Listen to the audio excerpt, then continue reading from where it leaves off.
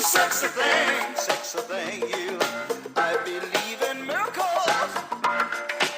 Since you came along. All right, boys. Brendan's not here for this one, so we got to keep that energy up and make it another banger of a recording. I don't have. Do I have to? It's so early. Devin, it's 3:00 in the afternoon. What do you mean? Hey, don't judge me. I didn't get any sleep last night because someone kept saying we can't end on a loss until 5 a.m. And damn right, I stand by that. All right, look, you guys' horrible gaming habits aside, people pay us for these movie reviews. So I'll be damned if I let you two schmucks bring down the quality because you keep feeding into your ranked games. Now bring up the damn sheet so we can get started. Fine. Don't get your panties in a twist. All right, then. Who's going to do the... Dude, where's the summary? What do you mean?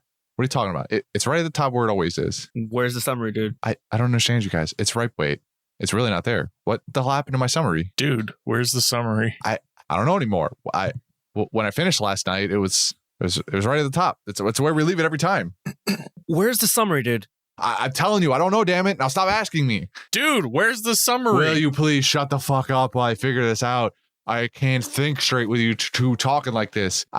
So after watching the movie, I opened the sheet. And then... I said I need you to be quiet. Next, I started writing down bullet points to help me with the summary better. And then... for the love of God, shut up. And then, God damn it, you got me saying it now. After that, I wrote the summary. So where did it? Oh, right. I made that new sheet because we're doing back-to-back recordings. All right, let me just get the other one, send it to you guys. Okay. Now we can start.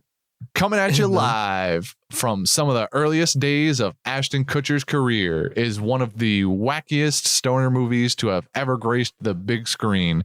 This movie follows the story of two stoners, Jesse and Chester, coming off possibly the best night of their lives and their quest to find one dude's car so they can get special treats from their twin girlfriends. Unfortunately, it just couldn't be that simple. For you see, in this universe, motherfucking aliens exist, and they're looking for their continuity transponder, but you know who else is looking for it? Hot chicks with big breasts, and even worse, nerds. And they all think their continuous tranquilizer is in the hands of our two bumbling protagonists.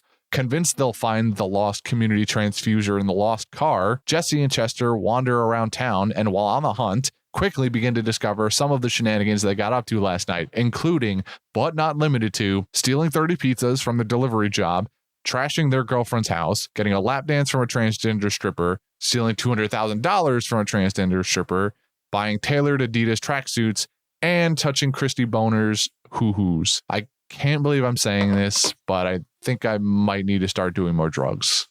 Who's in? I've been saying this for years. So you know where to you know where to point me in the right direction then. Oh yeah. How do we feel?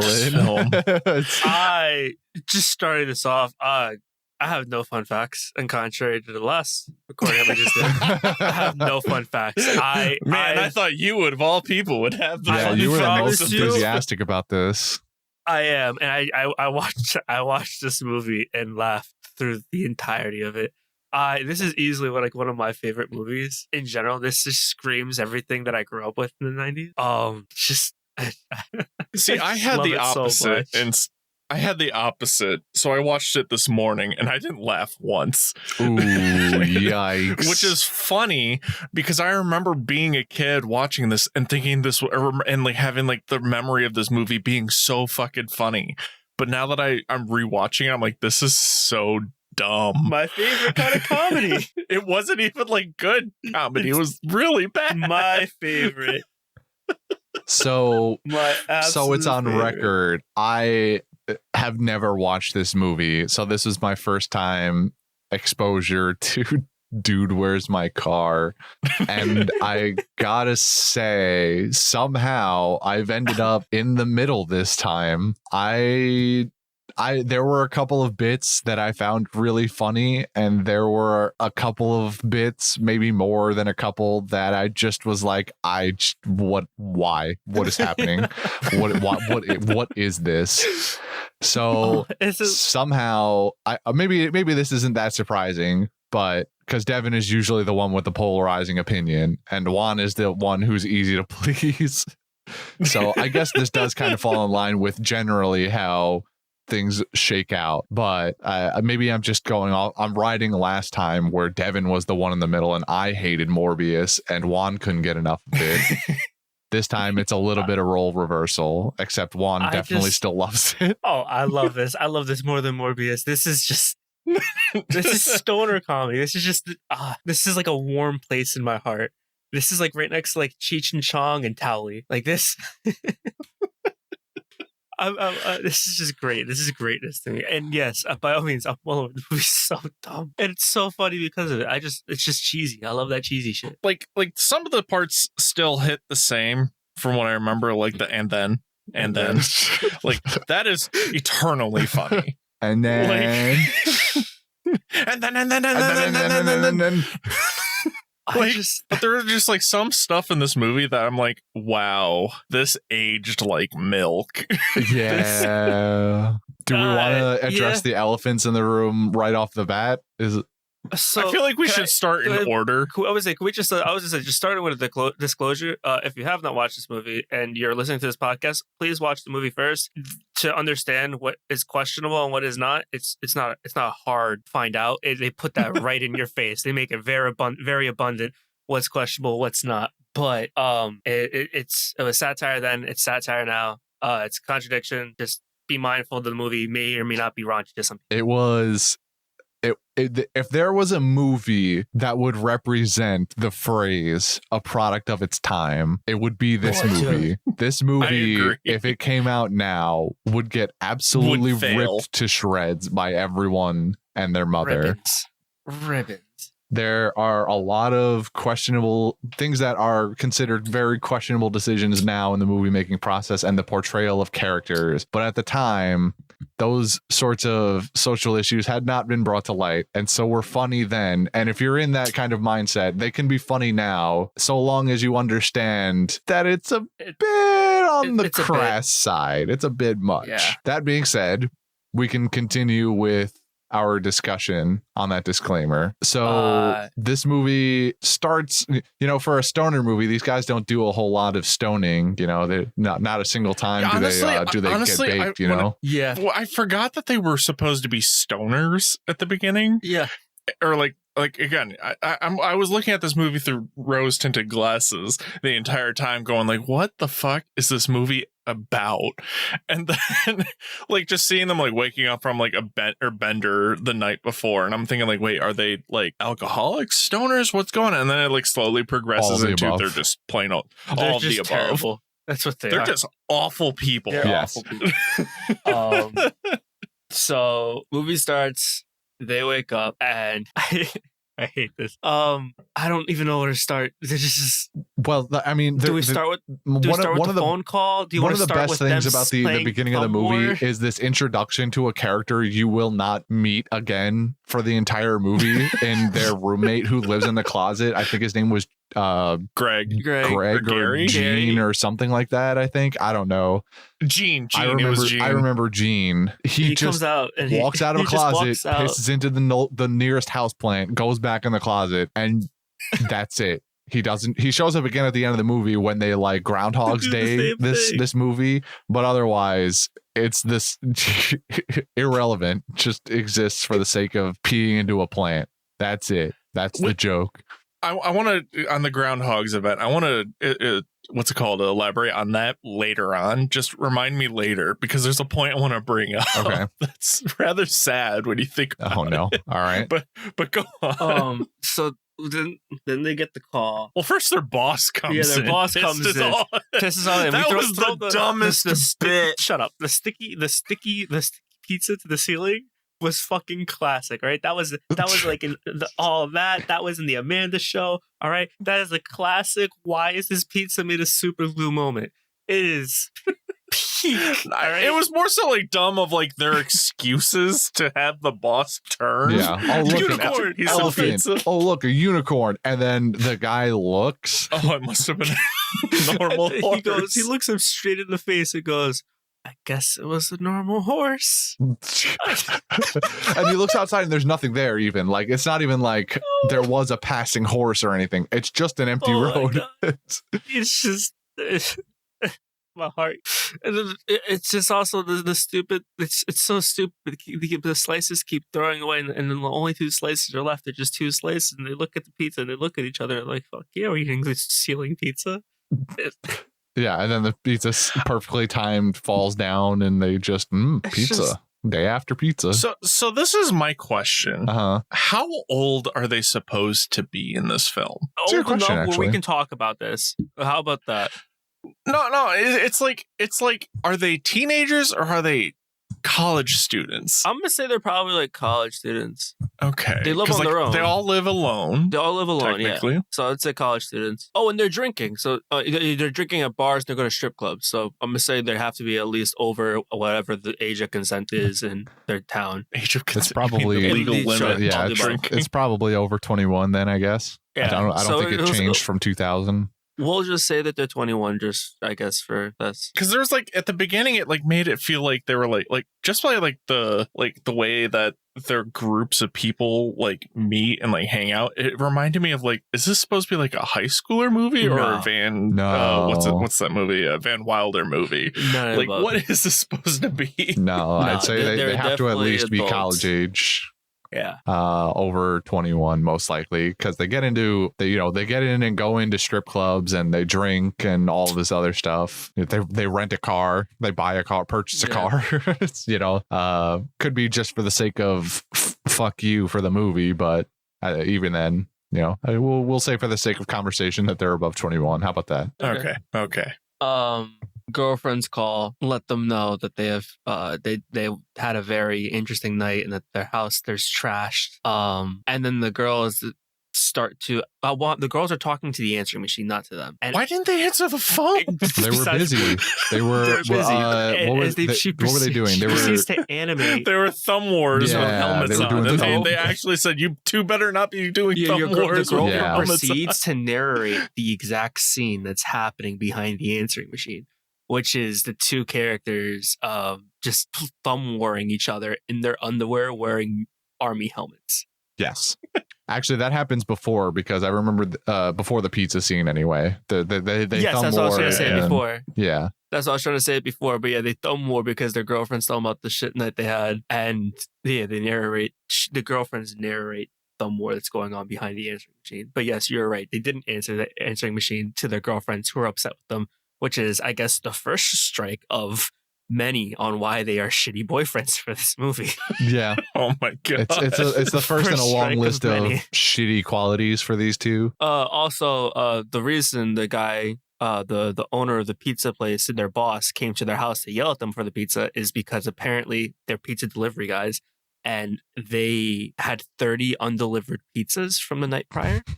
Yeah. Which is a lot of pizzas to just be missing. And when they got there was 3 boxes. So also 2 dudes went through a lot of pizza. Well, presumably, in my head, they brought them to their girlfriend's place to whatever party that the twins had. So the other True. pizzas ended up there and eaten by whoever attended said party. And then we prove out to the most important part of the movie, probably the literal part of the movie, is they proceed to walk outside and they get to the curb and you get this pan view to these 2 morons in front of their house going, "Hey, dude, where's my car?" Dude, where's your car? And that's it. That's the plot. Welcome to the rest of the movie. This is it.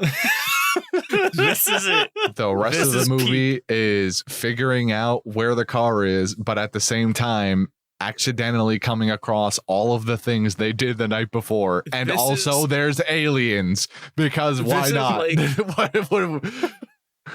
This is like the most fucked up game of like Dora the Explorer ever. Honestly, it's like point A to point B, point A to point B. I wouldn't even say point A to point B. They're trying to do point A, and they keep running into Oh, that's like the point. They point had B, it was- C, D, there was E. one and job, they- one job, and they somehow managed to make this one job an entire They escapade. have one main quest, find car, but they are picking up every single side quest along the way and seeing them through to their end before. And it just so happens that some of these side quests end in hints for the main quest.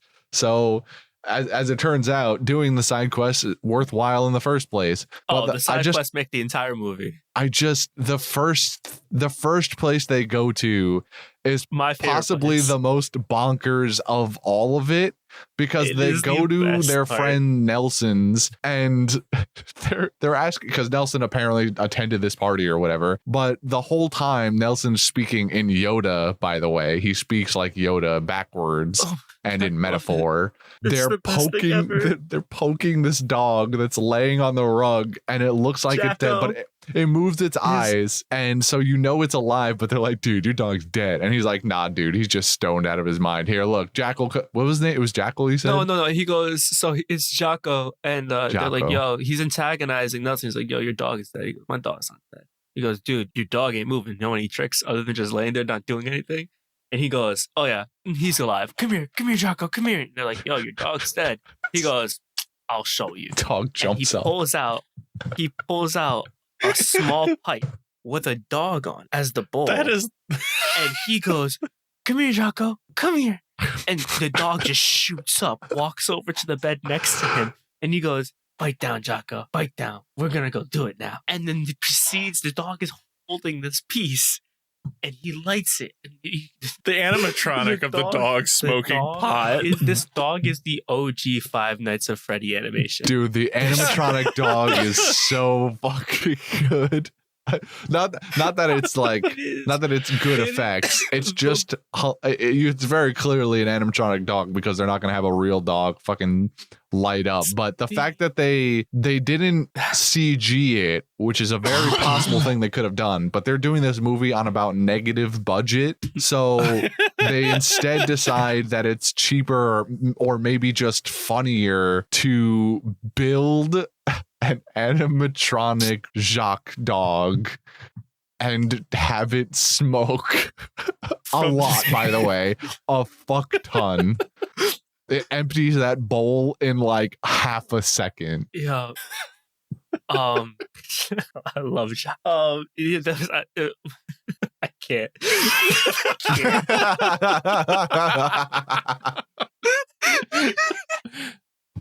So I feel like my favorite part of that whole like sequence is just watching the dog freak out to the bird chimes. yeah, Oh, yeah. And the animatronic dog freak out to Yeah. the bird chimes. So the dog. So they take one of the characters, Ed, I believe, right? So Ed tries to. He was like, "Oh, I want some too," and he takes the piece out of the dog's mouth, and the dog goes absolutely that's feral. Chester. Chester, sorry. Yeah. Chester pulls the piece out of Jocko's mouth and goes, "I want some," and the dog just loses his shit. And Nolan goes, "Oh no, he's a little sensitive about that. You can't just take his pipe from him. The dog is about to fuck Dog's about to him." bite his balls off. Oh.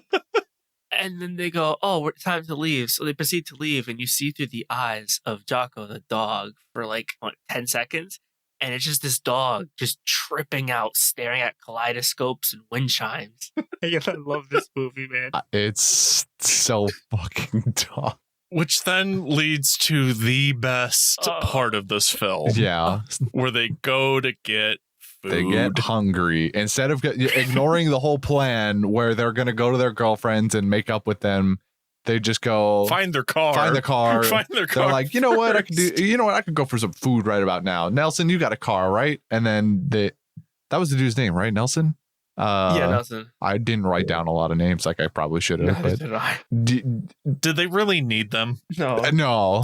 no, you really don't. So they take Nelson's car and they go get Chinese food at the drive-through Chinese spot, mind you, which somebody needs to make that. Those aren't unheard of. Those aren't unheard of. No, They're I actually. know, but I've never seen one ever. If you know where one is, send us it. Maybe we'll take a road trip because I kind of want to see one. I knew where one was. And it was not good. That's not the point. I'm not doing it for the. I don't doubt And they're that any gone. drive-through. They're gone now. There's I don't think probably a any good drive-through reason they don't Chinese exist. place isn't Yeah, because drive-through Chinese food is no bueno in my opinion. Maybe we just gotta do it right. We gotta get some. We gotta do it right. Yeah, we just gotta get some authentic Chinese cuisine through some 5-star chefs, and we do fast food Chinese the right way, instead of it being like Chinese slop that you throw on in a box and give to people, like you apparently ate, I guess. It was bad. But please, Devin, tell us about the scene. And then Well, I want you to I want you to tell me about the scene, Devin, so that we can continue talking about the And movie. then? Well, okay, and then we can move on to the next scene after that. and then Well, then we'd continue that theme until the movie ended, or we were done And talking. then? Stop saying and then. So If you say and then one more time, I'm gonna come over there and shove my foot so far up your ass, you're gonna be tasting it for the next 2 weeks. that is essentially what happens next. So the classic early 90s had a bunch of stupid things. If I know a song that gets on everybody's nerves, or and then, or a bunch of other things, or I can't hear you. Just stupid things. People just like do the bit of just repeating a bit. people's fucking words until it gets to the point where you just want to snap the other person's neck.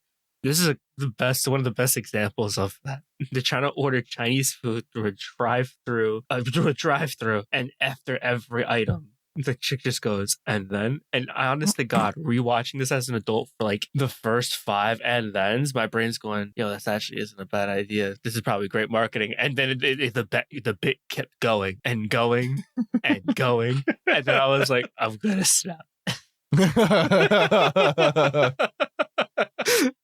At first, I was like, yo, she's about to get these guys to order every single item on the menu, huh? And then it just goes and goes and goes. And I'm like, please. Which then results to them freaking out and destroying Jesse, that the is. box. Jesse reaches Yeah. out of the window, tears the box apart, and He punches a hole in it. Yeah, it was made of. fucking does. To be fair, it was made of paper mache, so it wasn't gonna take much.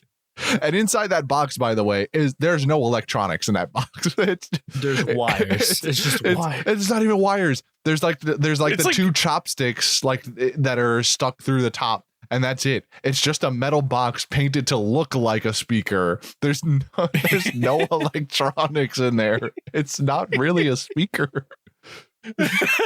They're hearing voices.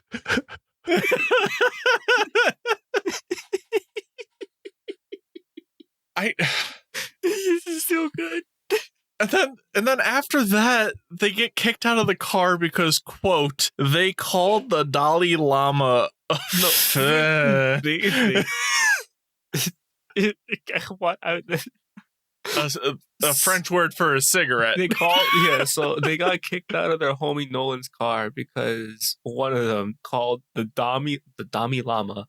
Jesus Lord, I'm having a Dalai stroke. Lama. The Dalai Lama. It's like the Dalai Lama, but he's It's really like a llama that's like into dominatrix. yeah, he's really into dominating. No, it's the Dalai Lama, but he's really into dominating people. The Dalai Lama. This is so. No, that's a movie I would watch. That sounds awful. They're walking down the street, and we get our first scene that would be considered so many things. Yeah. We see our first character that we get a first and last name to, and this is a very important fact. All right, you need to understand this woman has a first and last name in a movie where 90% of the people only have a nickname and/or they're just dude.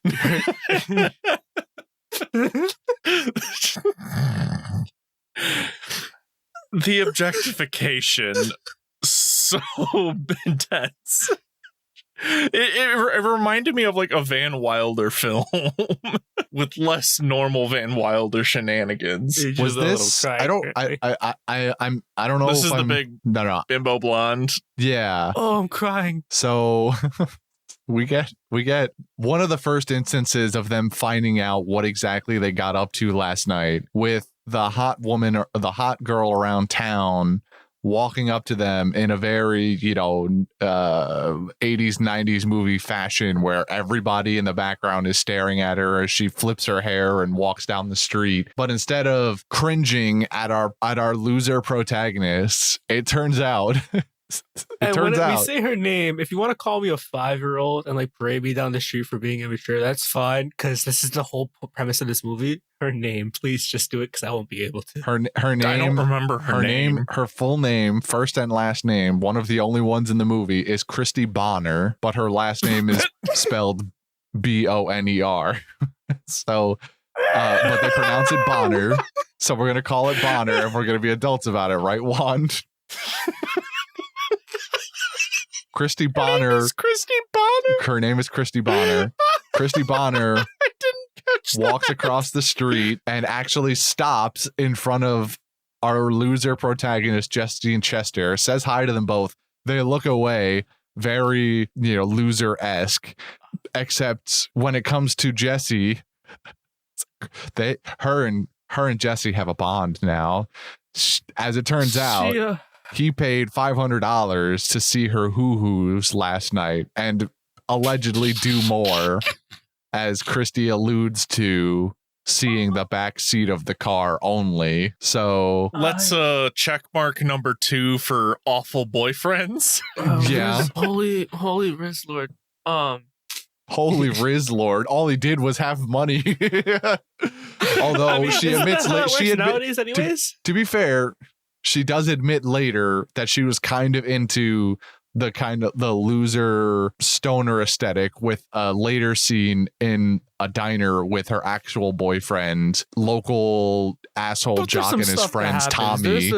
There's some stuff that happens before that. We can't just. Well, yes, I'm just saying that this is she admits later that she's kind of into the whole loser aesthetic and plans to go and actually like hook up with him for real. But we get that scene. Tommy and his boys roll up. They garbage can our 2 losers. This is the point where I was like, wait, is this in high school? Or no, there's before that. Before the boyfriend rolls up, the scene where they talk there for the first time, it is the most I don't even know what the correct word to use. Did it hurt you? Patronizing? It hurt me to watch. Yeah, it hurt me to watch too. It was so as he's talking to this chick again, they snap back to reality for like 5 seconds, and they go, "Yo, you were with us last night." She's like, "Yeah." I'm like, the whole bit is, did you have you seen my car? She goes, "Yeah, yes, I have, but more importantly, I saw the back of it." Citing to what they did the entire time. He's talking to her. She's flirting with him so hard. And he just goes, "Nah, I don't remember. Have you seen my car?" And she goes, "You don't remember?" And goes to make out with him. And then she stops. And she goes, "What about now?" And he goes, "Nah, but my car." And then she grabs her head. She grabs his hand and puts it on her chest. So it's making him grope her. "What about now?" "Nah." Nope, still not ringing any bells. Which is a joke they do multiple times throughout the movie also. This is just the first instance of it, and maybe the most extreme one. It's funny as shit. I don't know why. If you haven't been able to tell at this point, this movie very tailored to the male fantasy.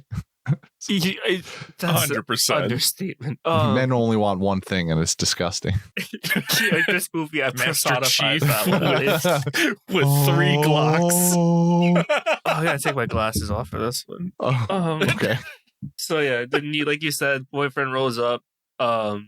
Classic, classic style. We take the garbage cans and we throw them over the stoners. Well, like I was trying to say a minute ago, like this is the point where I was like, wait, are they in high school? Because like, could you imagine going to college and being bullied like that? I wouldn't necessarily put a cap on it. Like it doesn't happen, because it definitely happens. Like that in my mind. Like I don't remember going through college and dealing with stuff like that. We didn't go to college in the 90s. I wouldn't know. But I would, if pop culture has taught me anything, probably not anyways, but that's what TV made us seem like. Right. I mean, how many people got garbage cans overturned on them in public like that with no consequences? maybe, and then falling into random customers Right. with no maybe consequences. that specific scenario, maybe not a lot, but like bullying in college and high school exists, just maybe not in such a public setting. It's a I mean, very- like that style of bullying. Right. It's a very movie style of bullying, and it makes you feel like I get where you're coming from. It makes you really feel like the next thing they were going to do was take them to the bathroom and give them swirlies, you know? Yeah. I would have had a heart attack. But they leave it at the garbage canning, and they discover, what do they discover, like the matchbook in his pocket, right, for the strip club. Oh, for So Kitty's strip yeah. club. So we go to the strip club where apparently they're famous, and also we learned from Christy that they had the first bit of plot that will be relevant through the whole movie is that they had this briefcase of $200,000 in it for some reason, and so they end up at the strip club and they're celebrities. They are the most popular people. They get there and they're sitting at the bar, ordering, they're trying to figure things out, whatever. And this seemingly absolutely beautiful woman comes up to Charlie. No, yes? Charlie. Jesse. Jesse, sorry. Walks up to Jesse. Jesse, starts How many immediately times flirting can with Juan him. say the wrong name? The whole movie, I promise you. So Jesse is getting, this beautiful woman is flirting with Jesse, very flirtatious, telling him about I don't remember the verbatim, but Super special wet lap dance that she gave special him. dance. All right, super special wet lap dance. Yeah, you're right. Those were the specific words and she chose. And she's like, the next one's on the house, and just pulls him off to the side. I'm just like, this is so cringe. I don't know why I'm laughing so hard. It was so cringe. And then she brings him in, gets close, and immediately starts to choke Jesse out, and not in the fun way that he expected. Turns out, sorry, no, I stopped. I wanted to continue the sentence, and my brain went, stop. It turns out we've run into the first extremely problematic character in the movie. Yep. For the most part, in the movie, she will be considered as the transgendered woman. Her voice goes from that of very feminine to very masculine, and he goes, "Oh, you're a dude," and then, oh no, I'm sorry. Before that, she pulls up her skirt to reveal A bulge. a bulge. And he goes, "Oh shit, you're a dude," and then she proceeds to choke him out and drag him across the room, asking her for the lost The community briefcase. The aforementioned $200,000. The $200,000. The entire time, I have no idea. Just being choked out by this transgendered stripper. Toby. It's just hysterical. And then it flashes to Charlie in the bar going, "Did I get a super Chester. special massage? Chester, god damn it." Chester in the fucking bar going, "Did I get a super special wet massage too?" And then turns around to just see a line of what I assume every Hooters commercial has ever looked like, of just women in white shirts with a cup of, like a jug of water, a pint of water, and just pours it over their white shirts. And Yeah, Chester got the good ending. yeah, sure. It depends on who you are, but yeah. Yeah, I suppose that's true. So now the guys get their second quest, which besides trying to find their car, is now to find the $200,000 that they owe this transgendered stripper. Yep.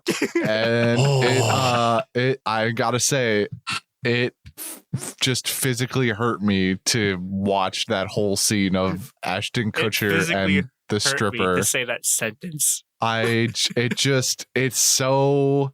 It feels almost like they were trying to get good boy points, the makers of the movie, that is, by including a transgender person. But then they do the opposite when Jesse turns around and is gagging and trying to wipe the saliva from what he thought was a female kiss, and he's audibly disgusted and all that, and I'm like, oh man, I'm not defending this by any means. I'm not going to defend this by any means. There is no defense for it. But at the same time, I will say, I don't think it's because, I think it's because he was a shock that he thought he was kissing a chick and it ends up being a dude. Because later on in the movie, we'll get to it, something that happens completely redacts that comment from me. So I think it was just the surprise fact that the chick was not a chick. This is more so a product of the time. Oh, yes, 100%. Oh, so because, much so. like, this kind of joke came up in a lot of films like these. Yes. And that's why I said So, like, something this was happens just later that goes, well, it's not because he kissed a dude. Yeah. So that's why I was like, okay, the car cool. scene with Fabio. Devin. Yeah. Oh, yes. That's why I said later. So I'm like, he can't be upset that he kissed a dude because that was later proven wrong. So like I said, I think he only did that because he was genuinely surprised. Just the idea of kissing a stripper Well, I makes me gag. I don't know what you're on about. Like, You've kissed me before. I've only been to a Close strip enough. club once. All right. I'll say that. And to me, it's just like the idea of like kissing a stripper, knowing what goes on in strip clubs. No, not for me. Well, you Just know like what? That's unfortunate. That's all I have. So at this point in the movie, they end up at the twins' house finally as phase one of their plan to kind of apologize to them. Even though they don't have their anniversary gifts because they still haven't found their car. They go and for $1 on the way to the 35 or house. something. On the way to the house, they're like, we can't just show up without our anniversary presents, which they did actually get them. They just left it in the car. Did they? They don't Allegedly, they did. Allegedly. But they're like, yo, we can't go there empty-handed. We need to get them a pre-gift before our gift. Smart. Yep. Smart brain, right? Yep. You know, really surging with ideas here. They bought the $1.50 Valentine's Day chocolate. Yeah. I mean, to be fair, not the worst idea ever. There is 5 pieces of chocolate in that box. They bought one box for their 2 girlfriends. Well, there were 5 pieces of chocolate after they ate all the dark chocolate, which the twins don't like, except it's the opposite. No, they love they love dark the chocolate. twins only like dark chocolate, and they go only like dark chocolate, and they go. So while they got a semi worthwhile meantime gift and had good intentions, they're just fucking idiots and did the opposite of what they actually like. Mark number 3. I lost count already. I'll be honest. They've probably struck out before this, but we'll say strike number 3 here. But it was at this moment that I especially felt like they talk down their girlfriends and let them go take a shower while they take out the trash or whatever. They end up making a giant fuck off mess again of the house. The trash bit. Right. Hold on. I just want to get one thing out first. It was during this part of the movie where I realized that I don't know if either of you are familiar with the show Letterkenny. I haven't seen it, but I know of it. It's a Canadian like comedy show. It started out as a thing on YouTube, and then they got greenlit. Yes, Canadian. And then they got greenlit for like an actual show on television, so on and so forth. Yeah, they got like 2 shows. Well, now they have a second one. They have a spinoff. Letterkenny has like 10 season. That like the 10th season I think is releasing this December, and it's actually the last one. Anyway, in that show, there are a pair of characters named Jonesy and Riley, and they reminded me so much of those two because they're just they're the same way. They're very stoner. They're fucking idiots. Oh, the Canadian hockey coaches. Yeah. Yeah, they play hockey, and they just fuck everything up. They don't have in Letterkenny, they actually share the same girlfriend because she's into it. But so there's not a set of twins. They are 2 boyfriends to 1 girlfriend.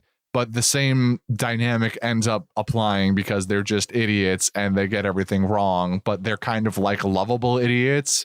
So they almost always get forgiven at the end of the day, like Jesse and Chester do.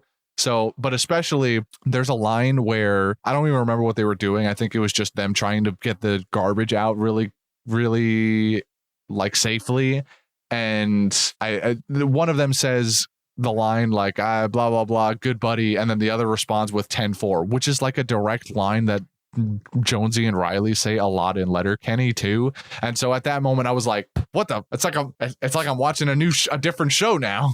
It's like I'm watching the same show but different, but way more problematic.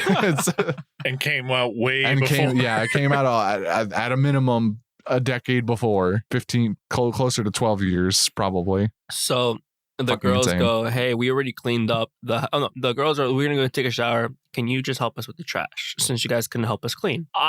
You would assume it was like a trash bag, 2 trash bags. It was like moving out, but in one stack of trash. It was everything.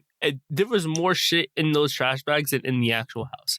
There was so much garbage that they were carrying. And that was only the inside. And as they're moving this mountain of trash through the house, Jesse, I got it right this time. Fuck off. All right. Dropped. Oh man, he drops a Mountain Dew bottle cap.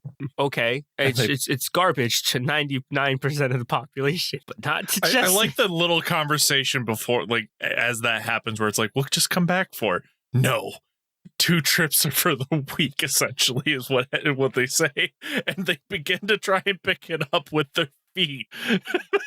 That was so. Oh, I noticed a fun continuity error with that too, because Chester kicks off his left sneaker and sock, and then it cuts away. But then the next scene, he's using his right foot to pick the bottle cap up. So there's like a fun continuity error there that I actually noticed as it was happening. It was fucking stupid. And as you honestly, as you can imagine, they make a giant fuck off mess. They do not successfully take out the trash because they can't do anything right. So the trash gets everywhere. They get thrown out of the house. The girls need to clean up again, and they go, all right, moving on to the next thing. You know, there's to immediately get kidnapped. Yeah, and they immediately get pulled into an unmarked van and are kidnapped and forcefully introduced to the second plot line of this movie that will end up being the more important one outside of the $200,000 briefcase. And that's the fact, well, we don't know it yet, but there's a group of people looking for some device called a continuum transfunctioner that basically proves aliens exist. So now we've got aliens in our stoner movie. Zoltan. So we get kidnapped by the nerds. And they wake up in a shed. Oh, no, they get released out of the van. No, No, of yourself. Oh, yeah, you're mixing up vans. Yeah. You're mixing up vehicles. So they get kicked out in front of a tailor. Yes. And the tailor which brings them kicked out in. of Taylor. Taylor brings. Okay, yeah, I remember him. But Yeah, the tailor brings them in because apparently they paid for new outfits. and this entire time, I want you to preface. I remember watching this for the first time because it's a tailor. I thought they were getting suits. Everyone As did. one would assume. Yeah, they were getting suits. Wrong. And they walk out of those changing rooms with fitted Adidas jumpsuits. But just before that, one of my favorite bits from the movie Oh happened. no, I hate this bit. This bit is so fucking dumb. They go, oh, we got suits? He goes, yeah, just go into the changing room and fit into them. They proceed to take off their shirts. And they go, oh, dude, you got a tattoo on your back. He goes, oh, sweet. You do too. What does my tattoo say? I fucking hate What this. is my tattoo? What is my tattoo? He replies, dude, what does mine say? Sweet. Sweet. What about mine? mine? I fucking Dude. hate this. What They about go- mine? They Sweet.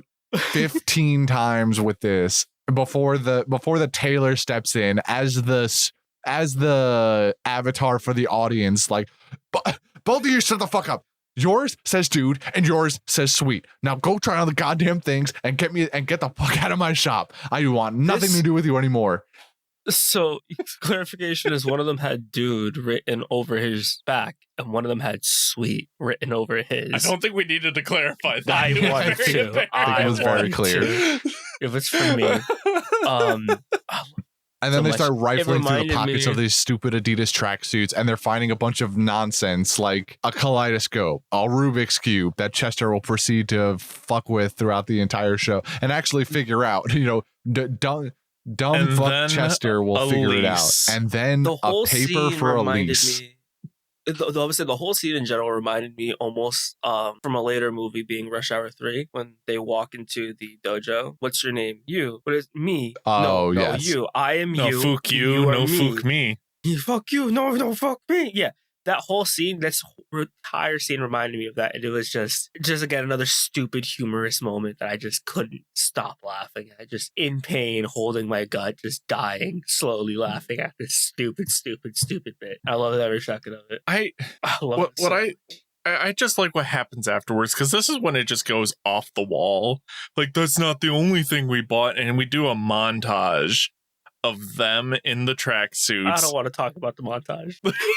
Like that they were gangsters with all these women in swimsuits Like and he was underwear and 50 everything. Cent in Love in the Club. He was 50 Cent in Candy Shop, right? Just Yeah, they're dancing at a pool party for God knows what house to Bust a Move by Young MC, and everyone is they're dancing. The Adidas outfits change like 6 times. You know, they're wearing shorts. Then it's a Speedo. Then they're not wearing the jackets anymore. It's like where does it end?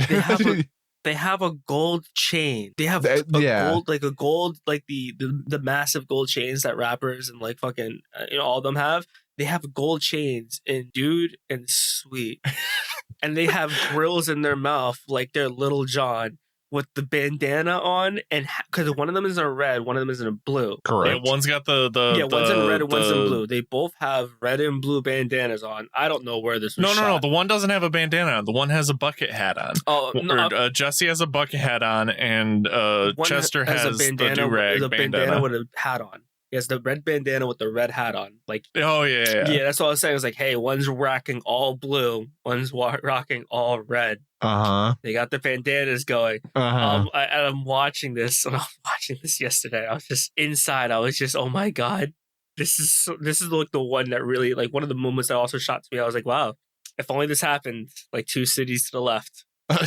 They'd have just been dead.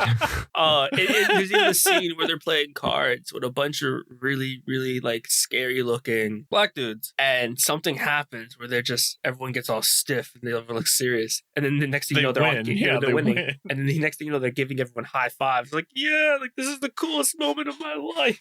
Oh man! And then it cuts away from this. Yep. And now we fever dream of a montage. And now we've got a car. Now my question for that is, did that happen then, or did that happen last night? No, they definitely did that then. 5 seconds. They did that then. And then they drove away in their nice new pretty car, and they stopped at a red light at an intersection. Oh, and they look over, and look who's there. Fabio. It's Fabio and his girlfriend. beautiful wife. And Fabio driving, I want to say it's the same car, if not a similar car, started to rev his engine looking over at the boys. The boys took that as a challenge in their brand new purchased sports car and revved their engine back. This now became a game of who can one-up each other, and it ends in an interesting way. And it ends with Jesse and Chester making out. Yeah. So the guy goes over to his girl, puts his arm around her. Jesse puts his arm around Chester. The dude that looks over to his girlfriend, nods at her, right? And starts making out with his girlfriend. Jesse looks at Chester, nods at him, and they proceed to start making out, like, just deadpan in the center of the camera. And it's the funniest shit ever. The couple looks at him in disgust. They look over at the couple leaves, and they high-five each other in success. Like, yeah, we showed them. They're homosexual. Just take one from this. This is, I love my homie more than I love anyone else to its peak, all right? To be fair, when I watched that, my first thought, Juan, was you and I would do that. Yeah. That was the point. I would do that without a doubt. Without hesitation. That's the first thing went through my head. I was like, man, I can have a list. This is one of the most relatable things I've seen in this movie. That was like the one moment in a movie where it was relatable for me. All this is happening, mind you, to one of my favorite bands. This is all happening to Little Things. Blink-182, and I don't know why, but I just tied everything in. Just Blink-182 being one of the most popular 90s bands, being in the background of this movie, I'm just like, oh my God, this is amazing. And I generally forgot that they were in the movie soundtrack until I watched it again yesterday. So then after this, we get the other male fantasy scenario pop up. The other aliens, allegedly, or the hot chicks with big breasts, quote, where they're also looking for what was the device called again? It was The called community tranquilizer. the Continuum Transfunctioner. The Continuum Transfunctioner. Yeah, every single time they said, where is it? We will give you oral pleasure for it every time. Yes. They Strike number 4. said, yeah, I mean, this is so, and they're totally with it. They're like, Strike oh, number absolutely, 4. we'll find whatever the fuck you want for that. And they immediately they look at each other and like question it for a second, and then they look back, and then I think the girls are gone. Yeah, they disappear. They're just gone. Alien magic or whatever, and so they just fuck off. They go try and find, because at this point they also assume that if they have the transfunctioner, that's probably in the car too. So we return to our quest to find the car, and that leads us to the police station. Yeah, the transgender stripper shows up again, threatening them. They're like, haha, you're going to jail for assault. The police arrest them. They have that interrogation scene in the police station, which is the dumbest thing I've ever seen. So dumb. To then the cops all loving them. Yeah, it turns out they bought them a fuck ton of donuts. Yeah. 1 second. I need water. And fucking throat's so dry. I was just trying to talk and my throat just scratching me the entire time. Also just hit me. Little things, good Charlotte. I'm an idiot. My bad. I said the wrong thing. I said Blink-182. I meant good Charlotte. It just hit me now. It just wasn't sitting right away. It was like, I think I said something wrong. So redact that. If not, redact that. No, I guess. But yeah, no. The fucking them getting tortured, donuts. Then back to the impound lot. Yeah, because of the stupid the police officer who has glasses thicker than anything I've ever seen. The thickest pair of glasses, but still can't see. Those are Coke bottle glasses. Yeah. Yeah, he just can't, but still can't see. Needs a prescription, still twice as hard or twice as bad. I just hate that he fucked them up pretty bad in circumstances of like what he did, and every time it was always just like, man, like it was so nonchalant. I was like, you just got your car impounded and put to auction. Well, they don't even know at the time it's for auction. Eventually, they end up there later, and This I thought was chuckle worthy, because I get to that counter with the black woman and she's like, great news, your car is here. Bad news, we sold it an hour ago. And I'm like, what do you mean? The car got here an hour ago. Was it immediately just cha-ching bought off the lot by somebody? No. So it just got impounded that morning, and then it was sold during the day, probably during all the other shenanigans. I know, but like the movie is happening in like the span of a couple of hours until we get to the nighttime where they end up at Stu's. But it's like, it's all happening in one day. Cars don't go up for auction that quickly. There's a lot of she then proceeds to taunt him too. She's like, well, I mean, I also have this. I just happen to have the address of the person who sold you the car. She goes, but I can't give it to you because that would be illegal. And then he tries to stick his hand under the window. Oh my God. That separates the two of them. And she grabs his hand and goes, if you do, the last person who tried to stick their hand under this window, I broke their hand. She broke their fingers or like cut off some fingers. I don't remember anymore. So she then disappears. And then they have the bright idea to do it again. To do it again and stick their arm fully under the glass to try to get the paper. And they get it. But on the retrieval. Step bro. I'm stuck. I need help. Step dude. He gets his arm stuck under the glass window. And he can't get it out. And he's like, you joking? He's like, nah. And he proceeds to tick just to check. The amount of like antics that they did to try and get him out at first. Dude, they like 69 each other. Ashton Kutcher, Jesse goes fully vertical. He was rock climbing. He was rock climbing. I don't understand. he does he's like trying to pull his brother. He's trying to pull it. He's trying to pull his brother's arm out, and he's literally climbing, doing full 360s around him, like rock climbing and everything. He goes, Filming that scene must have been so much fun. Like Filming the whole weird fucking shit. movie must have been so much fun. he then proceeds to look at him. He goes, "We should spit on it, like for lubrication." He goes, "No," and then looks.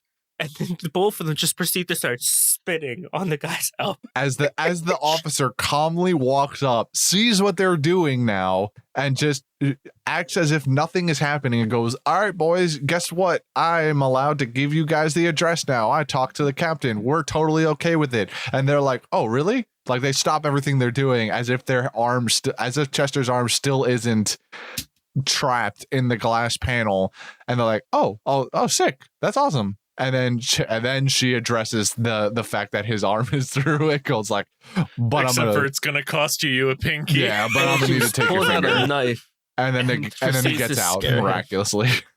Pulls out the biggest switchblade of them The all. look on his face when the knife came out and it was her laughing, and it panned over to the guy with his arms still stuck under the window. Just his face is just the Pure look of terror. fear.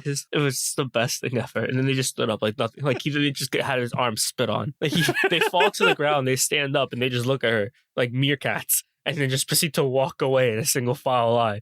Like this man's arm isn't covered in spit. Right, that's what I'm concerned about. But what happens next, though? It's just it's so stupid. This whole the trope of tropes. it could have just This been is- completely cut from the movie. We'll get to him when we get to him, but this also has easily, hands down, my favorite character in this entire movie. It's coming up in this He part. can't possibly be your favorite character. My favorite character. This man cracks me up to no end, but we'll get to him when we get to him. We walk up to the place that they find where the car is, the address. No, you're cutting the Scandinavian. Yeah, we part, got the 'cause they have to- Scandinavian aliens first. Yes, the trope of Germans and nightclubs energy. Yeah, and like the all brought me weather. back of flashbacks. Yeah. Looking for the same thing, and then they fucking get transfunctioner kidnapped again. They get kidnapped again and tasered, and then brought to the cult of Zoltan. You're jumping a lot. yeah, I forgot about that. I just wanted to talk about. We have bullet points for a reason. Yeah, he you're just right, wanted you're to talk about Pierre, I guess, or the other No, guy in the cage. I promise you, it's not Pierre, but we'll get there. So yeah, Awful. finding. So they meet the Scandinavians. Then out of nowhere, they're getting their car to go. What's it called? They're sick of the Scandinavians, so they Yes. send them to the most intelligent being in the region, apparently, to trick them on the object that all the aliens are looking for, which is the Chinese restaurant. That was my favorite scene, in my opinion. The watching the where they're like, Scandinavians talk to the drive-through window. yeah, and then at the very end, I'd like the shrimp fried rice. Fucking stupid. And then Exactly. But then we cut to them being tasered in their car, having impure dreams. well, And just then them Chester. just Chester. It's always Chester having these weird dreams. Well, he's seen throughout the entire movie how much action Jesse has gotten, and he's getting jealous now, so it's affecting he his is dreams. envious. And they wake up in their underwear, get thrown a couple pair, like their old clothes. Because for from some before reason the the tailor. cult has them. They break out. That bit of them like attempting to try to break out, where it's like, hey, hit them over the head with the fire extinguisher, and they're just like the ones just not getting it. So yeah, He even like walks over, picks up the fire hydrant, pantomimes him hitting them in the head, puts it back, goes back. Like the whole process was just painful. that was my favorite. That was awesome. I love that. No, whole I- But that's what I mean. It's painfully funny. Yeah, Oh, yes, I definitely. this was one of my favorite bits from the show or the movie. Also, I love this stupid And they, shit. they hit the guards on the head, and then they dress up in their bubble wrap space suits.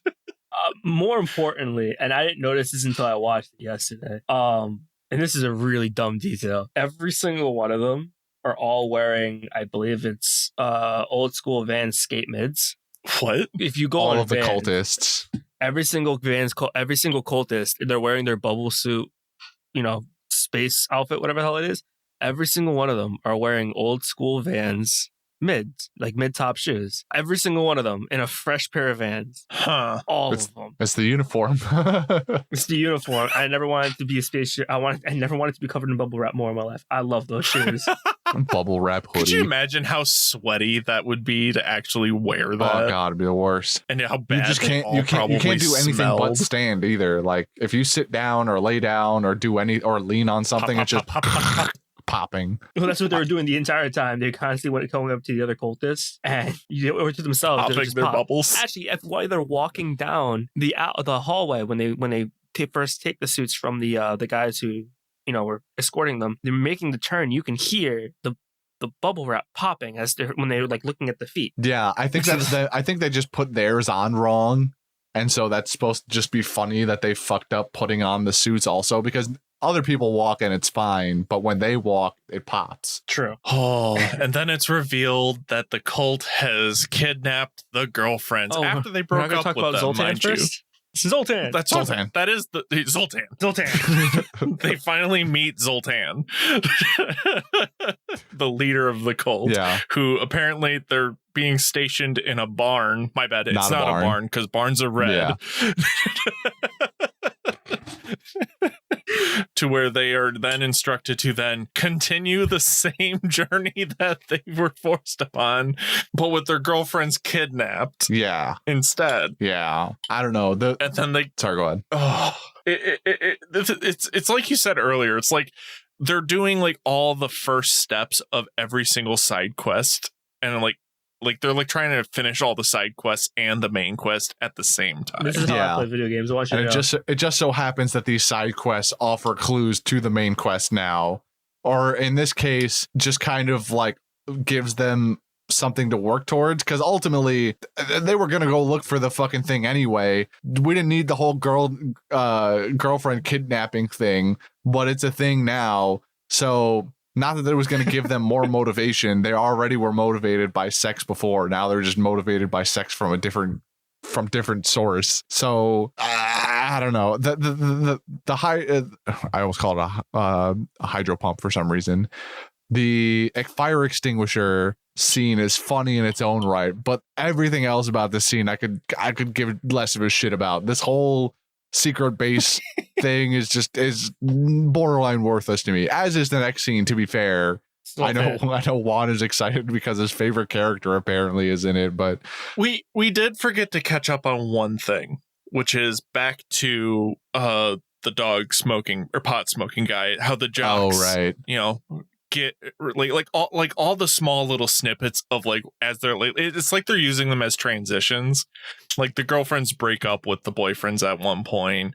Or like this is before they get kidnapped because the space chicks with big breasts, go visit they even have this small little revelation that kind of actually something, I guess that is something important that we didn't cover, which is they have a small like revelation about how they go, wow, we're fucking awful because our girlfriends broke up with us and we're shitty people. And so the goal of the quest now no longer is find my car. The goal of the quest is now find my car so I can get a present, so that I can say, so I can beg my girlfriend. So I can save our relationships. And that's the important part, because now there's that's why they're kidnapped. Yeah, trying to give them humanity. And I don't think that's why they're kidnapped. The girls were kidnapped anyway. The boys just now have more resolve to rescue them because we're trying to redeem these irredeemable characters. Well, it kind of brings up the point that that Juan tried to bring up earlier about, or I think you brought up earlier about the girl changing her outlook on the boyfriend. Christy Bonner. Christy Bonner, how she changes, how she dumps the jocks and the jocks kidnap. Like there's like 3 different kidnappings happening at this point, or 2. The pothead guy, he gets kidnapped with the dog. The sister or the twins are now kidnapped. Like it's a whole list of side quests that need to be completed all at once. To then they get released by the cult of Zoltan. They kind of just leave and pop people's bubbles as they go out, and they go to where their car is to where the DMV or the impound lot said it would be, and it's apparently a farm for ostriches. Before that, we see the entrance, and it has a bunch of danger signs on it. This is important because I found this shit hysterical. Oh yeah, we'll cut off your ball, or we'll castrate you. Yeah, it was like, we'll castrate you. It's all the danger signs, but that's not the funny part. Jesse then proceeds to go, I don't know what's going on here. What do you think this is? They're like very confused of what's behind the door, what's going on, and why all these things are written. And they proceed to go, I don't know. Must be Canadian. Seriously? I don't remember that at all. They go, damn, must be Canadian. Huh. Oh, To I like how they're like, all right, phase 2 of plan. I have a side plan. Hop over the fence into the enclosure. And then we get like a Jurassic Park mix of like I know the ostriches. it very much CGI felt like they were about ostriches. to start giving you the. No, they're not CGI. Those Not are CGI, puppets. Yeah. Those are ostriches, definitely sorry. puppets. And it's just the most animatronic, deranged looking ostriches I've ever seen in my entire life. And They get knocked out because the ostriches punch their head through the They have roof of this- the car yeah, that they hide into and knock them out. to where Chester has another dream. And in the prior dream, for clarification, he saw one of the main girl from the beautiful woman, the beautiful woman, The big alien breasted women. There we go. Yes, all the above. The dream originally was her giving him oral, and that was the whole point. So in this dream, same voice, and you can only assume by the angle of the camera positioning that he's enjoying himself. And they turn over to where just above her head, and instead of the beautiful big breasted woman head popping up, an ostrich head just appears. It just bats her eyes. Are you enjoying yourself? I cowered so hard. I flinch. I just started to I felt like my whole body was just trying to crawl back inside of itself. It just made me feel so uneasy and uncomfortable. The ostrich just came up, and just the way the eyes fluttered and it talked, I was just like, oh no, I don't like this at all. This is not cool. This is stuff everything under the blanket and hide. I'm pretty sure Chester felt the same way. Oh, absolutely. This is worse than any animatronic horror film I've ever It seen. immediately jars him awake from sleeping, and Jesse's looking at him like, Nightmares. "What's wrong with you?" Inside their jail cells. Inside jail Next cells. to who I assume is Juan's favorite character. So we in the then film. pans to the left, and then we are introduced to Mark. The one person whose name he does remember. I love Mark so much. He's from Connecticut. Yeah, he is. And he's an ostrich poacher. He's an ostrich poacher from Connecticut. He's been there for 7 years. He's been there for 7 years. 50. Fuck, I can't remember the name. He was there for a very long time, and he's just the weirdest motherfucker. He's deranged. He doesn't. The words that come out of his mouth don't need to make sense. They just exist, and you have to deal with them. I don't know And how to then- describe Mark. I love him so much, though. He's insane. He's literally Stockholm syndrome insane, like trying to get his way out, but he's like completely submitted to the French ostrich farmer. To which he then asks them one question to allow them to be freed, and Chester answers the question correctly because he watches so much Animal Planet. Like that's like all his He answers loves for the everything. Discovery Channel. This is Oh, the yeah, only Discovery value Channel. he really has, besides being another funny doofus, is he just watches the Discovery Channel, and somehow, some way, the Discovery Channel has gotten him out of trouble more than anything else in this entire movie. They get released, and they find out that the car is gone. I like how they throughout the rest of the film, it doesn't elaborate what happened to the car. It's just gone. Yes. But they get a key because, obviously, they're best friends now with the ostrich farmer. Like, oh, this was the only thing in the car. It's a key to Stu's Space-O-Rama. Which is where we find ourselves coming to a close on the movie in its final bit of runtime here. because it's a key to a locker. So naturally, we go to open the locker, and wouldn't you know, here's a briefcase with, or actually, first the stripper appears again with their boyfriend / girlfriend. I forget exactly how they refer to them as. So as they're getting to this Pizza Pizzazz, Chuck E. Cheese's, pretty much insert your early 90s pizza arcade in here. If you don't have one, please refer to Toy Story as they have one for you. They get inside, they look for their locker, and the transgendered stripper walks up to them with her transgendered husband.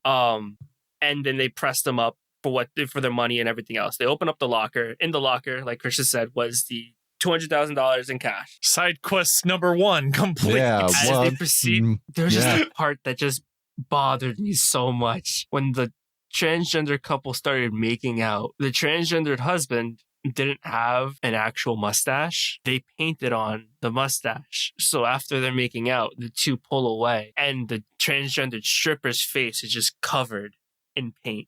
Yeah, just Sharpie all over the mouth area. It's just so it's meant to be a joke, but it's like kind of uncomfortable. It is funny and cringy at the same time, really. Those two leave. They come up with a plan to then trick all the aliens and the cult with their winning tickets to buy what they think is, or what the aliens will think is, the transmogrifier, whatever, the MacGuffin. Yes. And they proceed to call every single kidnapper and alien that they know, because apparently they give out numbers during this time. Yeah, of course. Well, they got cell phones, remember? Yeah, they found those cell phones in their pockets. Right. And they all convene at the place. They give away they have a little moment of, swapping the girlfriends for the scanner thing, or the toy, essentially. The jocks come in, fight the nerds for the toy. Then the two groups of aliens pop up and tell them that it's not actually the device. It becomes this weird thing.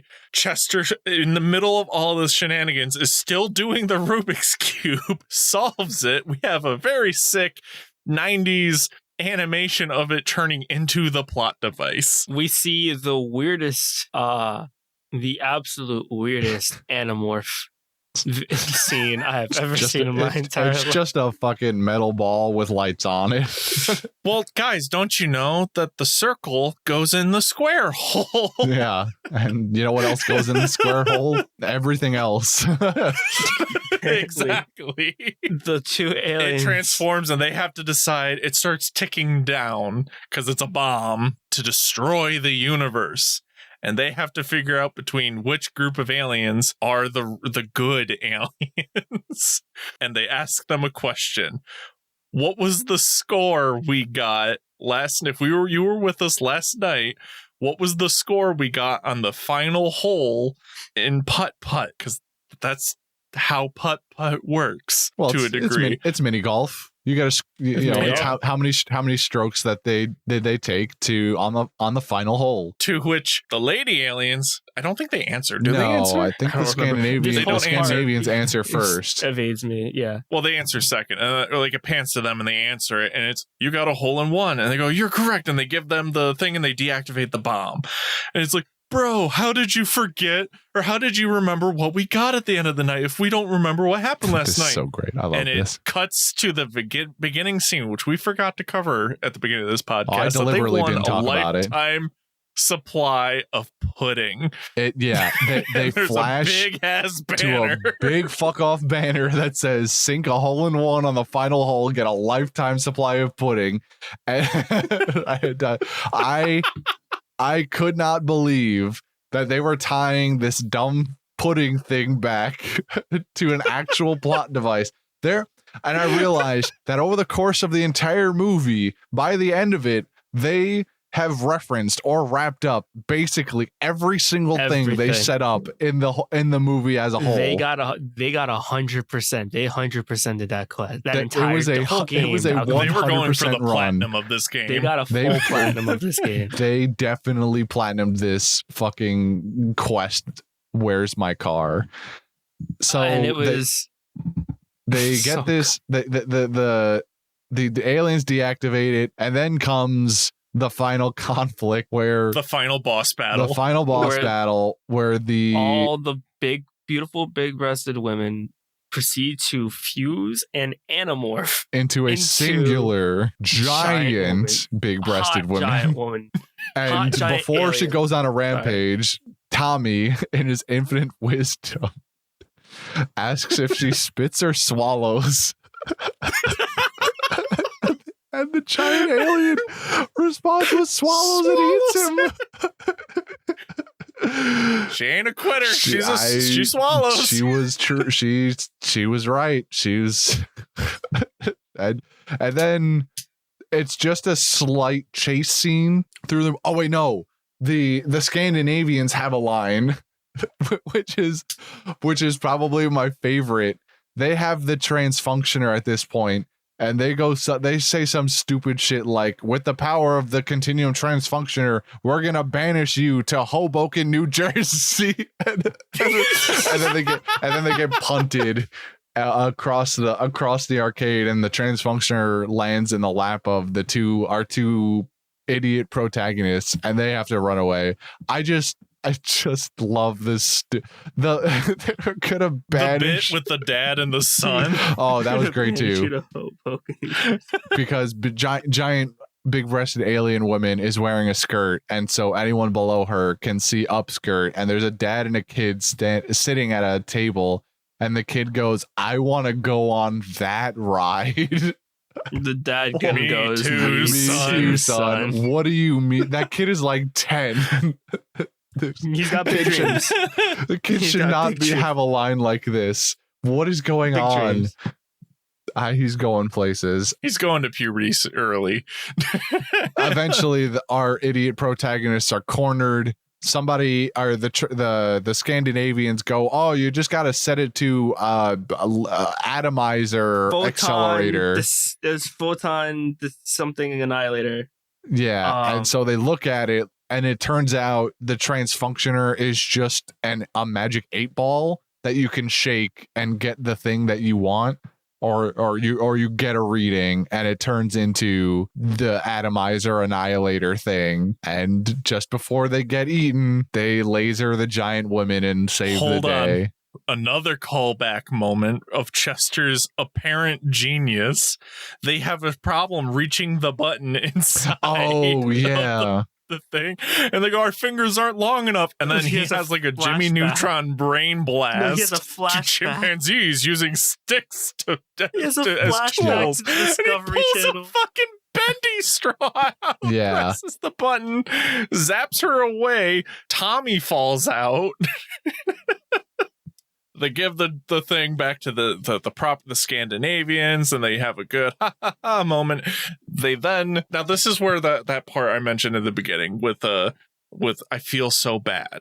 So this whole day gets brain wiped, Which is the Groundhog universally. Day. He gets Groundhog Day. Yeah, it becomes a Groundhog the whole Day. universe gets Groundhog Day. I feel so bad for Bonner because she found someone that she truly likes, and if the whole day got groundhogs, You're right. she doesn't end up with the stoner at the end. She goes back with Tommy. Oh no! I didn't even think about that. Yeah, That's because that's she so has that happy upsetting. moment of Tommy, you're a horrible boyfriend at the beginning of the film. That's why she dumps him, and that's why they're gonna go fight them. Ashton Kutcher need to spin They off. have this whole moment, and she's There like, was "I supposed to be found a a second real movie. man, a guy with a dog that smokes pot." I that need a gets spin-off. wiped. There was supposed to be a sequel at one point, but then they trashed it. Did they? There were talks of a sequel at one point. I remember when I did some minor research, there was supposed to be some sort of spin-off, but they did that, but they nixed it because they were like they didn't have anything to go off of anymore.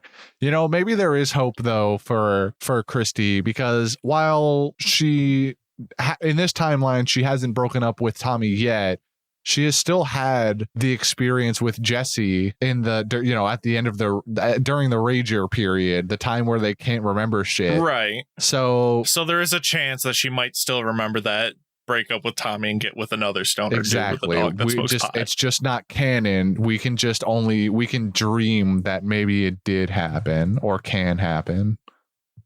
Okay. I choose to believe So then that. the movie ends with Groundhog's Day. Gene comes out of the bathroom pissing in a plant. They go to their girlfriend, or they go outside for the opening scene of "Where's my car?" And it turns out it's behind the some USPS truck. Yep. They go to their girlfriend's house and they give them their birthday gifts, which is "I heart you" necklaces. Yes. Cringe. You know, better than the chocolate. Well, better than the chocolate.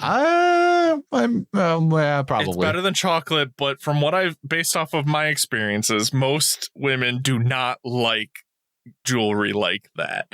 They hate it. Oof. They really think it's the corniest, cheesiest shit on the planet. So to me, I was like, cringe. But where this gets worse is that apparently there's a second gift for them. For the boys, worse because for, the aliens for everyone watching. Great for them, right? And it's a second necklace, and there's a note from the aliens saying, "We hope the girls like their new gift, but more realistically, you guys are gonna like it more." And they put on their new necklaces, and their cup size grows by 2. Yep. But everyone is super pleased, by the way. Everyone is super pleased, A, and B, is not worried about the fact that this just happened because they don't have knowledge that aliens exist anymore. They just accept the fact that their boobs got 2 sizes bigger and they're okay with it. Everyone's okay with it. Happy endings, you know? Happy and then we get a Back to the Future ending. Where the car drives off into the future and they begin having an argument over oh, you got a tattoo on your back. Oh, what does it say? Dude. Wait, you got a tattoo too? Wait, he has a tattoo too. What's his tattoo say? Sweet. Oh, sweet. But what does mine say? I cannot express to you how annoyed I was that this was the bit that they decided to bring back for the ending, like, sting of the movie, was this stupid fucking... Love it. I hate it here. I love it. And that was Dude, Where's My Car? Dude, where's my We brain went cells? into it in way too painstakingly detailed analysis for what this stupid movie was, but here we are. This movie could make like a 10-minute like YouTube oh, absolutely like synopsis and be like done. This whole movie have been could have been a talking skit. about it for as long. We have been talking about this movie for as long as the movie longer. is. Yes, Longer. This movie is like barely 70 minutes. We have thus, in the time that you've listened to this podcast, you could have finished it and come back. Yeah. And because of that, I'm going to move us on now. Please, thank you. I want you to guess the budget for this movie. How much I'm gonna have to did say this movie cost to make? 200 mil. I almost want to say $200. Devin, I want you to keep in mind that this is the turn of the millennia here. This is the year 2000. Oh, so inflation. Okay. Well, so I'm not saying it just for inflation. I'm just saying like movies weren't made with insane budgets at the time. right. So I'm gonna say 200,000. Oh, so Went the exact opposite direction. Exactly how much money they had in that briefcase, actually. Oh shit. I'm gonna say I'm gonna say $1 million. $1 million.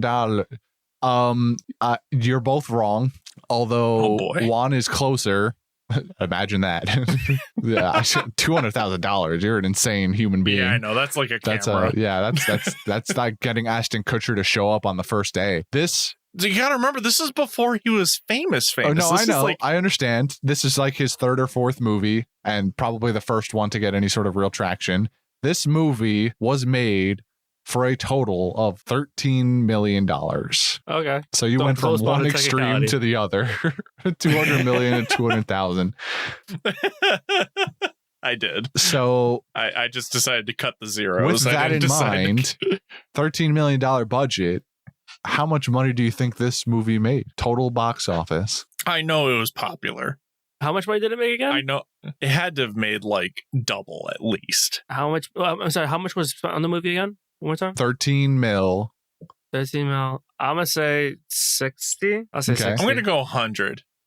100 mil and 60 mil. The box office totals for Dude, Where's My Car was $73.2 billion. So I'm sorry, Juan but a was beat? very close. Okay. 73.2 million. Damn Juan it. was very I was close close. with his 60 million. That was a good guess. That was a very good guess. Yeah, this movie, turns out people did enjoy this movie when it came out. I still enjoy this movie. Which is to say, people did. Critics did not. Critics generally vary against this movie, but it became people like Juan gave this. No, it was me too. Don't get. I don't want to gloss over the fact I enjoyed this film when I was younger. When this came out, I remember watching it when it came out. I remember thinking this was the funniest thing on the planet. Now it's just a difference of, you know, the times were different. Humor was different back then. Yeah. So it turned out as a relative success, all things considered. It didn't make a ton of money and didn't end up with a sequel, but you know, it was relatively successful. Didn't need a sequel. No. Yes. Yes. No. Give me a sequel. The proposed name Please. for the proposed sequel was Seriously, Dude, Where's My Car? Oh my I don't know what god, the- please. I don't know what the plot was supposed to be. Were But they that have was the same actors, or would they pull Oh, like a Dumb and surely. Dumber where they got different actors? no, they can't don't not have care. Ashton I Kutcher don't- and the other guy. I generally in don't it. care. I want to. I need that now. I never. Yeah, need you something won't, so though. badly in my life. Yeah, you won't though. Seriously, dude, where's my car? Seriously, Dude, Where's My Car?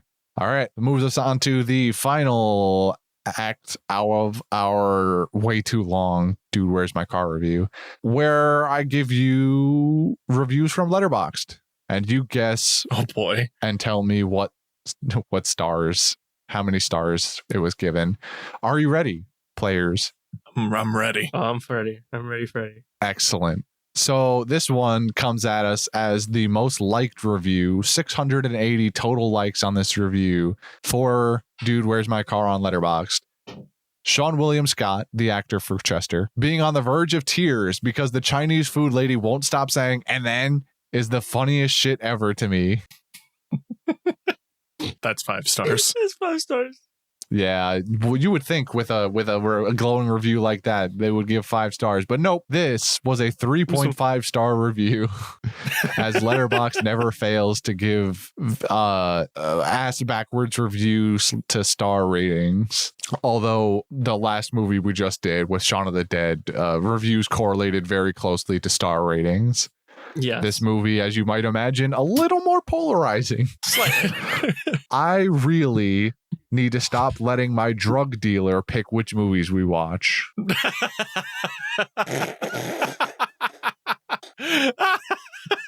That's a 4. That's a 4. I feel like that's a 4. If it's not, it is now. You poor souls. It's a 1, Is isn't a it? 0.5 star review. Yeah, he was not about it. Did not like that movie at all. So next is a little bit of a longer one, but I enjoyed reading it because it was just like one of the more standout ones outside of the drug dealer one. It takes a genius to make something this deliberately stupid. This script is some kind of wonderful. The humor is so perfectly 2000s ridiculous. So funny. If it were made now, it'd be cringeworthy, but it is such a product of its time, and because of that, it is excellent. Ashton Kutcher is unbelievably hot. When he was this age, I was so obsessed with him. The hair and those long legs and that dumb persona he had. Take me back to being 15, please. Why hasn't someone made a gay porn parody of this movie?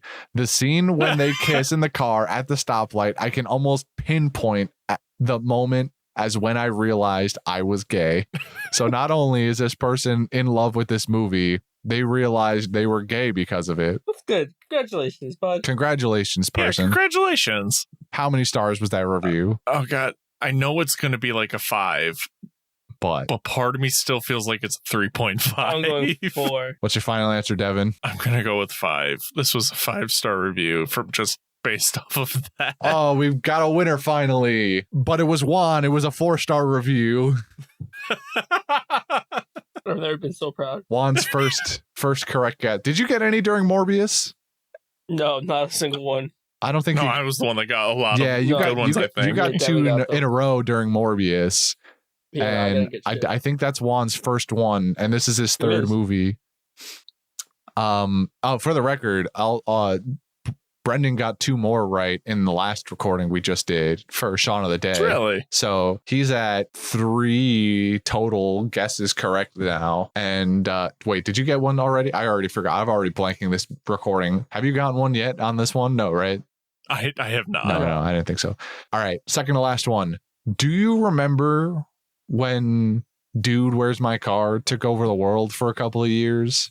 I remember every goddamn day. For a brief moment, the entire world was shibby and no one was sad. I love shit. Is this the point where we guess? Yeah, I stopped speaking. Yeah. Oh, 2. 2. I'm lowballing now. I'm gonna go with 3. Wow. 2 in a row for Juan. Juan's on a streak now Jesus too. Christ. 3 stars. Let's go. Juan's creeping back up onto the scoreboard. Final review to potentially tie Brendan and create the best streak we've got so far with 3 reviews guessed in a row. The review is as follows. This movie is not real. End review.